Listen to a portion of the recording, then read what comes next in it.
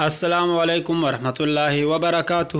امید لرم چې تاسو به ټول روغ جوړ خوشحال به یې. د جون په موضوع کې به یې عزتمندو نن یو نوې خبر مخې ته راغلی دی چې ګل چاهت به تاسو هر یو کس پیژنې. سوشل میډیا په ټیک ټاک باندې ډېر زیات مشهور خواجه سرا دی. د هغه پلار د ګل چاهت نه نن دومره ګیلې وکړلې چې خدایا دا ځمکه اوچته کې او پمای نسکوره کړې. دوستانو په دنیا کې چې کم څیز ګران دی هغه عزت دی او شهرت دی. هر سړی دا غواړي چې ماته عزت او شهرت ملو شي. نن د ګل چاهت پلار دومره وجړل چې څه انتها نشته دی. د ګل چاهت پلار ولې وجړل؟ څه داسې واقعه مخې ته راغلې وه چې دا دومره مجبوره شو چې په ژړا شو.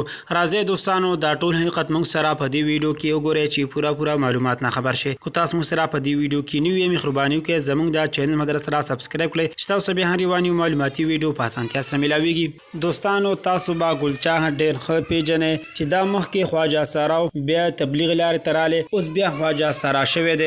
د هغه پلار د ګل چاهت هغه وایي چې زما حکومت ته دا درخواست دی چې تاسو خواجه را گرفتار کړئ، ګل چاهت گرفتار کړئ او صحیح لارې ته یې راولئ، ځکه چې نور په ده باندې مونږ ستړي شو. نصیحت هم ورته وکړل، کسان ورپس د کلي نه وروستل، جرګې هم پرې وکړلې. خدا د خدای په قهر او په غضب باندې اخته دی او په خبره پیږي نه. پلار غریب هر څه ته غاړه کېښوده، که دا پیسې غواړي د میاشتې پیسې به ورکوم، خو د ورځې پیسې غواړي د ورځې پیسې به ورکوم.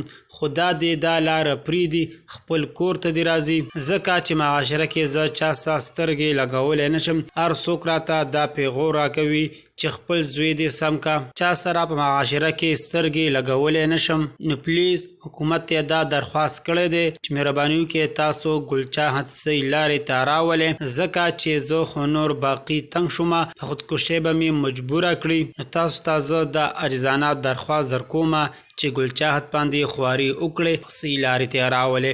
دوستانو دا وه زموږ د دې وخت نیو معلوماتي ویډیو. د نورو نیو معلوماتي ویډیو دپاره سماک ټي وي سبسکرایب کړئ چې تاسو ته بیا کرنټ او ویډیو په اسانتیا سره ملاویږي. والسلام.